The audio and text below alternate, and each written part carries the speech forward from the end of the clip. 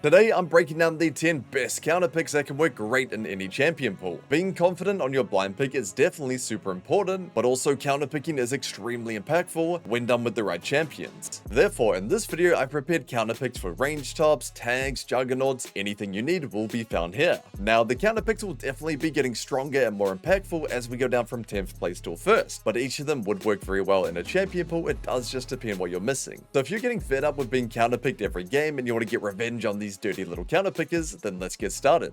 First up, we have our 10th best counter pick coming in with Gnar. Now, in my opinion, Gnar is one of the best counters in the entire game to not only tanks, but also immobile bruisers and juggernauts. So I'm going to be putting a big list on the screen of champions Gnar can dominate. You can space them to oblivion, you outscale them in side lane, and if you play the lane well enough, you can even blow up the tower 1v1. Now, you might be thinking there's so many champions here, and if you can do all that, why is Gnar only number 10? So the reason for that is the sheer amount of games required to build him to a good level. A lot of champions to use only as a counter pick is relatively easy. Nah, not quite so much. In my opinion, you're still going to need to put in between 200 and 250 games to even use him as a counter pick. So the execution on this champion is quite difficult. But if you do get to that point where you can use him like that, an amazing champion. There's a really big reason why I rate Gnar so highly. If you were to counter pick these champions on your screen with another range top lane bully that could do the same thing, think a Quinn, a Teemo, even a Jace, you're robbing your team of not only frontline, but crowd control as well. So you can end up with some pretty hideous team comps. Imagine playing a Teemo with like a Graves or a Master Yi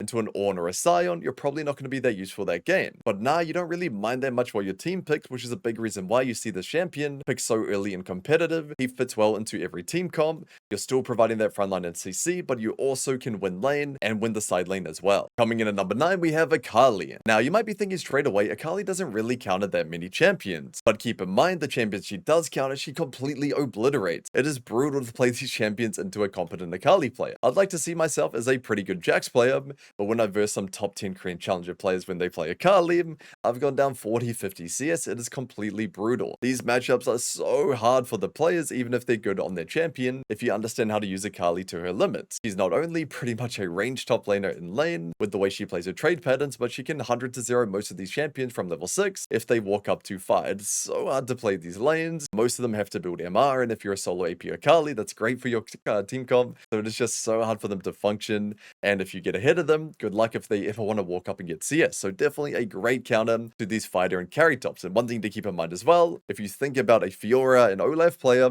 we don't really like to play from behind. We're going to try fight our way back. So you can turn one solo kill into 5 very, very quickly on this champion. The downside of it, the reason why she is not that high, as you can see, she doesn't counter that many champions. And because she's AP, you really don't want to give your team comp that much AP, especially in a mage bot heavy meta. You can really grief some team comps with it. But if you're in a comp that has a lot of physical, or maybe just a solo AP mid laner that's not really that reliant on being solo AP, and you really get a good matchup here, you can completely take over a game. For our number 8 counter pick, we have Yorick. Now, in my opinion, Yorick is not a great solo queue champion to main. There are actually very few Yorick one tricks who can get past Master Tier at the moment, but if you were to use him only as a counter pick, he can do extremely well, because look at the champions on your screen right now. He obliterates pretty much every range top laner in the game, and I'm guessing 99% of you watching don't really like versing range top laners that much. Just think of your least favorite champions, Heimerdinger, Vayne, Varus. Yorick can do very well into all of them. Not only can you beat them up in lane with your very non-committal trade pattern, E walk away, if one hits, get back in there, beat them down.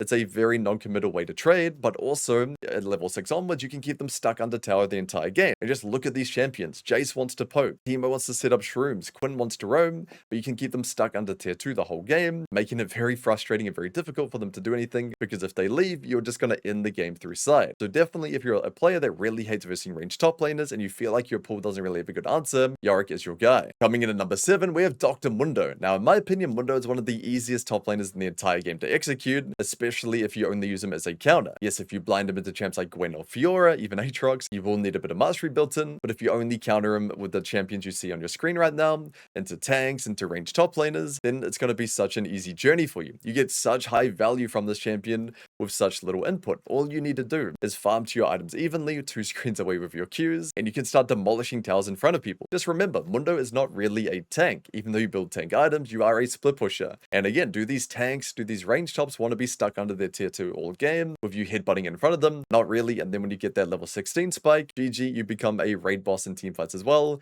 So for how little effort it takes to get this champion to your pool, you get a lot of return here. Moving on to my personal favorite pocket pick, Zillion top. Now already straight away you might be thinking I'm pretty evil for playing a champion like this, but trust me, this year in Korean solo queue, I've versed hundreds of Anivias, Vaynes, Varuses, Rumbles, all of these broken champions. So I needed something OP of my own, and trust me when I say this champion is underrated. Not only do you really hard win lane against champions that are mobile, like a Set or a Volibear, but you also do well into other cringe champions like Heimerdinger or Anivia, even into champs like Rumble, you can do surprisingly well. Now, this champion, in my opinion, the one downside of him is you do need to pair him with a good jungler. I would never, for example, play Zillion with a Nidalee or a Talia, but if I had it paired with a Master Yi, completely broken, game unlosable, or a Zinzal, even not as good, but still some good pairings like a Briar, Belvier for a Rengar, you make their champion completely bust. The one other downside of this champion is you do need a human on your team. You're not going to win if all 4 of your teammates play poorly, because at the end of the day, you are a support champion. But if you go even in lane and you have a good jungle pairing, you're one of the most useful champions in the game, even if you're just even in CS. Coming in at number 5, we have Gwen. Now, in my opinion, Gwen is one of the top 5 best scaling, best carry top lane champs in the entire game. That alone means that if you use her only as a counter pick, it makes her stocks very, very high. The main downside of this champion in general is her matchup spread can be tricky. There are a bunch of carry tops, bruises, or range tops that can make your life quite difficult. But if you only use her as a counter pick, the games required to execute is relatively low, as you can see, between 75 and 125, depending on intensity, depending on if you watch VODs or not, on how to utilize your W. And if you only pick her in these easy matchups, you just farm for free, you get your items, it's very, very easy to carry games consistently. So a really high value counter pick. If you love 1v9 in games and you feel quite bored normally when you verse tanks, when you're not going to feel bored because you know you're going to completely outscale them the entire game. But one thing I do want to quickly touch on, if you are planning to add Gwen to your champion pool, you can't just copy this build every game that you see on your screen right now. She does have a couple of really good full damage builds that can work in certain situations. As you build confidence, it's just a great build to build at the start to build up some confidence, as it's a lot less risky. Moving on to number 4, we have Jax. Now, originally I did put him relatively low on my top 10, just because of how many games are required. But I realized he counters not only so many different top laners that are quite popular, but also a bunch of different comps as well. Even if you play a relatively tricky matchup, he counters so many different junglers and mids, to the point where it's going to be extremely worth it. So I'm going to be putting a couple of rune pages on your screen. It is pretty important to know when to use each one, so I do recommend checking out my full in-depth Jax guide if you want to learn this champion. But as you can see, he counters so many different champions that are all auto attack based. If you play Jax into a TF, Jax into a Graves, you're going to be extremely impactful, even if you don't do that well early game. So this champion is just so value, and if you do well on him in a good Jax game, game over. You can completely 1v9. One more factor as well, a reason why I put him so high, he is very, very strong in pretty much every single meta. He's one of the best solo queue top lane champions of all time. And what that means is, regardless of what season you play in, he's going to be very, very valuable. That's such a big reason why I rate him so highly. Jumping on to our top 3, starting off with Malphite. Of course, I had to put the Rock in the top 3. And there are 2 main reasons why. The ease of execution. He is the easiest top lane champion in the entire game. As you can see, games required between 3 to 10. Just get to the point where you aren't going in the first 10 seconds, and you're not missing your ultimates, and you're good to go. The hardest part of this champion is knowing when to pick him. So if you only pick him in situations I'm showing in your screen, and you don't give them a Silas angle, you'll completely 1v9 the game. If you play him into Teemo, most Jace players, Vaynes, Quins, you're going to completely ruin their day, especially if they have a physical damage team comp. If they have a high AD top, jungle and AD carry, your champion's going to be one of the most useful champs in the game. Even if you go down 100 CS and lose your tower, ideally you won't do that because we're using him as a counter pick, so you shouldn't lose lane 1v1 that hard. But again, you're going to be useful regardless. The reference points are easy. The mechanics are easy. As long as you don't go or get solo killed in the first 3 levels, you just queue them a few times, level 4, level 5, fly on him with your ulti, and you're going to be collecting solo kills or getting your jungler fed. This champion is the most useful for how little effort it is required to play it, as long as you pick him in the right spots. I recommend it for any champion pool out there, because there's always going to be a good Malphite angle that you run into, 1 in every 10 or 20 games. Coming in number 2, we have my personal favorite, Ola. Now, this was very difficult for me to demote him from their rank 1 spot.